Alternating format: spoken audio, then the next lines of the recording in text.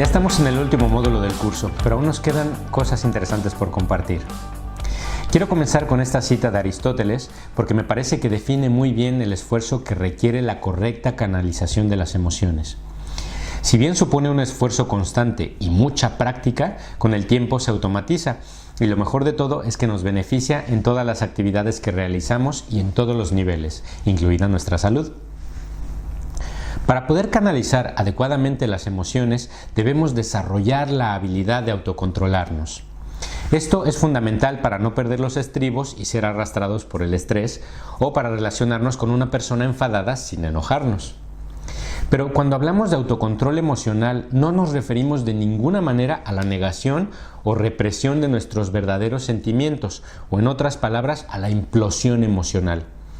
El autocontrol emocional no es lo mismo que el exceso de control, es decir, la extinción de todo sentimiento espontáneo. El objetivo del autocontrol es más bien desarrollar la capacidad de regular el comportamiento derivado de nuestros impulsos y sentimientos conflictivos. Las personas que reprimen sus emociones no suelen emprender ninguna acción para mejorar su situación, pero el problema no solo reside en que reprimiendo no se resuelve nada, sino que además evitar la confrontación reprimiendo la ira o la frustración da lugar a su acumulación y una emoción guardada en el cajón encontrará la manera de salir de una u otra forma, ya sea por una explosión en un lugar o momento inapropiado o bien por una enfermedad psicosomática. En un principio puede no mostrarse ningún síntoma aparente, pero con el tiempo se llega a experimentar un colapso interno que puede traducirse en jaquecas, irritabilidad, insomnio, abuso del alcohol o del tabaco o constante autocrítica. Debido al estilo de vida que llevamos en la actualidad, muchas de nuestras experiencias diarias, principalmente en el trabajo, exigen que las emociones se liberen de forma adecuada, y acumularlas es lo que nos lleva a cierto tipo de estrés. Y no es por preocuparte, pero diversas instituciones, entre ellas la Fundación Española del Corazón, confirman que una persona que está sometida a estrés tiene mayor riesgo de sufrir un infarto. En algunos casos estamos hablando de un 7% más probabilidades. Podrás decirme que el 7% no es mucho, pero cuidado, estamos hablando de un infarto. En algunos países es tan grave, por ejemplo en Japón, existe un término llamado karoshi, que literalmente significa muerte por estrés laboral. Las personas que desarrollan la habilidad del autocontrol tienen varias ventajas, entre ellas la de gestionar bien sus sentimientos y emociones impulsivas y conflictivas para evitar problemas con su entorno, promoviendo un ambiente benéfico y optimista. Además, ofrece la ventaja de mantener un equilibrio permanente incluso en momentos de alto grado de estrés, lo que ofrece una habilidad inmejorable para el liderazgo, ya que ninguna empresa quiere líderes que se derrumben ante la toma de decisiones críticas. Asimismo, el autocontrol permite pensar con claridad y permanecer concentrados a pesar de las presiones, lo que facilita la objetividad y sobre todo la productividad. Pero, ¿qué debemos hacer para practicar el autocontrol? Los expertos recomiendan que lo primero es realizar con regularidad una actividad relajante, por ejemplo, una larga ducha, un poco de ejercicio o una sesión de yoga. Hacer esto no nos hace inmunes a que ocasionalmente nos sintamos alterados o inquietos. Sin embargo, estas actividades reajustan el punto crítico que desencadena que la amígdala tome el control. Esto ayuda definitivamente a lograr una modificación neurológica que nos brinda la posibilidad de recuperar el control usurpado por la amígdala e incluso reducir su frecuencia. En resumen, no solo disminuiremos nuestra vulnerabilidad ante detonantes de comportamientos negativos, sino que lograremos que sus efectos sean más breves. Como podrás darte cuenta, estas actividades de relajación son medidas para prevenir, y aunque son extremadamente efectivas, llegarán momentos donde la situación o la persona que tenemos delante nos rebasen. Para ello, debemos poner en marcha las medidas de autocontrol. Lo primero es identificar cuándo se está gestando la emoción. Veamos el caso de la ira. Esta se gesta físicamente en el vientre y comienza a subir hacia la cabeza. Si pones empeño es fácil de identificar porque literalmente puedes sentirla. Esa especie de calor acompañada de tensión muscular, agitación en la respiración, aceleraciones de las pulsaciones, enrojecimiento y sudoración especialmente en las manos. Una vez que la ira rebasa el plexo solar, es prácticamente imposible detenerla. Así que cuando comiences a sentir que la ira sube, debes detenerla a tiempo. Y para ello, pon en práctica la palabra PRE. PRE es el acrónimo de pausa, respira y enfócate en mejorar la situación. Pausa quiere decir precisamente pausa, stop, alto. Aléjate de la situación estresante por un instante, guarda silencio, retírate de la habitación, sal un momento, dirígete al baño o simplemente abstráete mentalmente de la situación unos segundos. Sé que hacer esto no es fácil, pero practícalo con pequeños retos antes de poner a prueba tu talante en situaciones extremas. El siguiente paso: respira. Probablemente ya hayas escuchado muchas veces esto de respira y pienses que no es útil. La realidad es que tenemos en promedio unos 70.000 pensamientos al día. Eso significa que tenemos una mente muy inquieta y cuando algo nos irrita, nuestro cerebro se enfoca de forma automática en alimentar la situación irritante. La respiración sirve para capturar esa atención que se está concentrando en un punto crítico y llevarla a un punto neutral para estabilizar la mente. En realidad, puedes concentrarte en casi cualquier cosa. Un objeto, un símbolo, una persona o una imagen mental, pero resulta más útil concentrarse en la respiración y ahora te lo demostraré.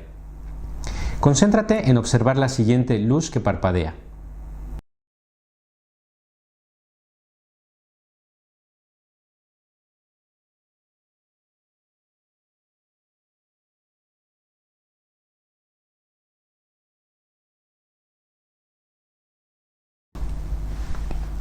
Puedes fijarte en ella todo el tiempo que quieras, pero tu mente puede seguir deambulando, porque el estímulo es muy potente y puedes ir a otros pensamientos y volver a la luz y ésta sigue ahí parpadeando.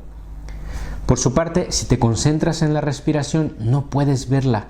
Es tan sutil que si dejas de concentrarte, por poquito que sea, es como si la perdieras. Así que es muy fácil darte cuenta si te distraes o no. Con un poco de esfuerzo y práctica, verás que esto te permite calmar la mente. Podrás pensar que no vales para esto, como he escuchado decir a muchas personas. Solo aguanto un par de minutos y enseguida me distraigo. Pero esto es normal, no es que la técnica no sirva, es que no tenemos la mente entrenada para ello y si no perseveras, no aprenderás. Así que cuando lo intentes, no te remuerdas la conciencia ni pienses, esto no me funciona, porque con estos pensamientos estás logrando precisamente lo contrario, distraerte. Dale un voto de confianza a la técnica y cuando notes que has dejado de concentrarte, no te desesperes, vuelve a concentrar la atención en la respiración. Si te concentras en respirar de forma serena, deliberada y controlada, cuando estés enfadado o enfadada lograrás regresar a tu ritmo de respiración normal y debido a que todo en tu cuerpo está conectado, tu respiración estimulará otros efectos como la reducción del ritmo cardíaco y la relajación muscular. Al practicarlo con regularidad te darás cuenta de que podrás concentrar tu atención durante más tiempo, con lo cual verás que la mente se calma y se vuelve más clara y flexible, lo que te permitirá tomar decisiones más apropiadas y comportarte de forma óptima. Por último, enfócate en mejorar la situación. Es normal y saludable que llores cuando algo valioso para ti se ha roto, pero si lloras sin arreglarlo, seguirás llorando porque lo seguirás viendo roto. Canaliza tu emoción de ser posible de forma productiva. Esto favorece tres cosas. Por un lado, desfoga la emoción con un objetivo concreto y no como una explosión desordenada de sentimientos.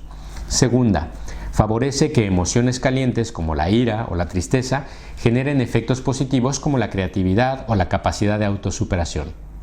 Y tercera, estimula la capacidad de resolver, reparar, regenerar o reorganizar la situación conflictiva a tu favor. En resumen, la siguiente ocasión que sientas que una experiencia está alterando tus emociones, recuerda: pausa, respira, enfoca, PRE. Otra técnica para el autocontrol es evitar pensar en blanco y negro. Cuando estamos enfadados es difícil ser conscientes de que la impresión que tenemos sea falsa, incorrecta o como mínimo incompleta. Sin embargo, el mundo no es blanco y negro, es mucho más complejo. Reconocer la complejidad es difícil para la gente que está enfadada, porque ver las cosas en blanco o negro es un mal hábito con el que crecemos y que con los años vamos nutriendo con el ego. Enojados tendemos a hablar de generalidades polarizadas y hacia los extremos. Insistimos en que las cosas deben ser siempre de una forma o que la gente nunca debe comportarse de tal manera. Lo negativo no requiere explicaciones ni profundas interrogantes, a diferencia de lo positivo. Por tanto, siempre es más fácil criticar y pensar mal. Al estar enfadados nos viene a la cabeza la imagen a blanco y negro y directamente saltamos a la conclusión sin tomarnos la molestia de verificar o validar nuestro punto de vista. Como dicen en mi pueblo, primero mata y después averigua. Aquí debemos tener calma para dejar de ver el blanco y el negro y comenzar a ver sombras y tonalidades de gris y poco a poco permitir que los colores vayan apareciendo. Una vez que te abres a la posibilidad de que hay más formas de ver las cosas, accedes a una mejor y más completa comprensión de la experiencia negativa que te afecta. Una buena técnica para fomentar esto es contar hasta 10. Soy consciente de que también es probable que hayas escuchado esto antes, pero te voy a hacer una recomendación que no habrás escuchado hasta ahora. Cuando sientas que te enfadas y que comienza a subir la ira, por ejemplo, comienza a contar hasta 10, pero hazlo de la siguiente manera. Quédate mentalmente con esta imagen, la hemos diseñado especialmente para esto. Imagínate tomando el M&M del casillero 1 e introduciéndolo en tu boca. Y una vez ahí, cuenta. 1. A continuación, toma el M&M del casillero 2, ponlo en tu boca. Y luego tomas el M&M que ha quedado en el mismo casillero 2, llévalo a tu boca. Y cuando lo sientas ahí deshaciéndose, cuentas. 2. Haz lo mismo con el resto de los casilleros hasta que hayas comido todos los M&Ms. La única regla es que debes comerlos en orden y de uno en uno. En realidad, si los comes todos, no son 10, son 55. Esto es parte del secreto, pero no el único.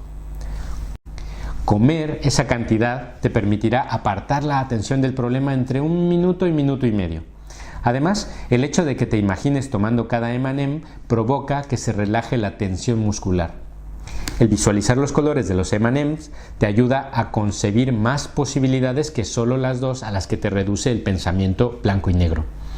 Por último, al amagar mentalmente y llevar los chocolates a tu boca, se produce una relajación en la respiración, pues nadie puede comer o beber con la respiración agitada.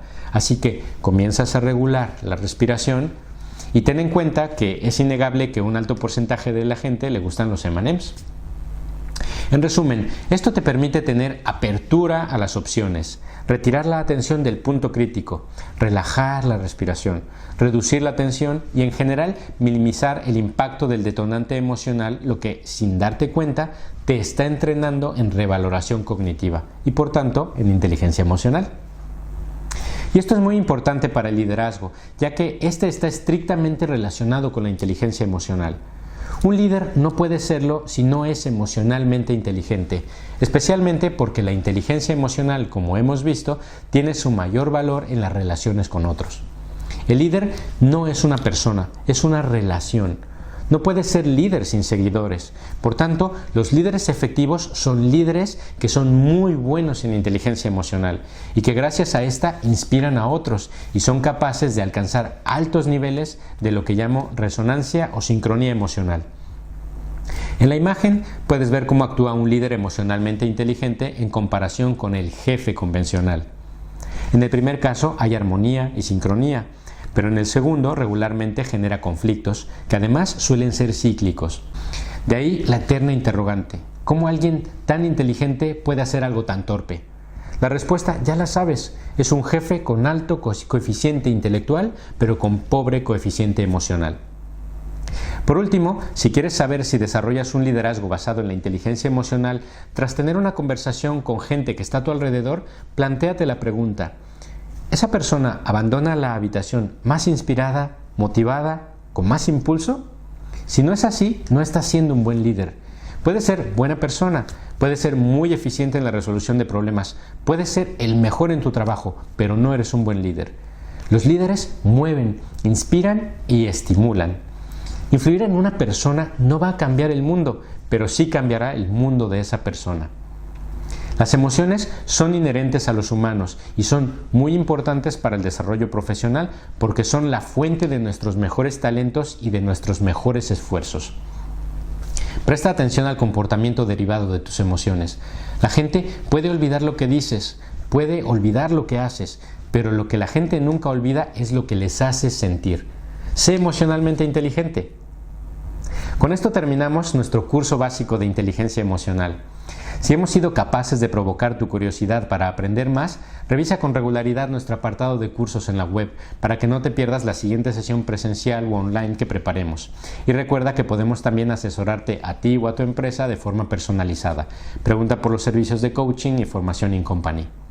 Por favor, no olvides hacer los test finales para que confirmes que has asimilado todo lo que hemos comentado.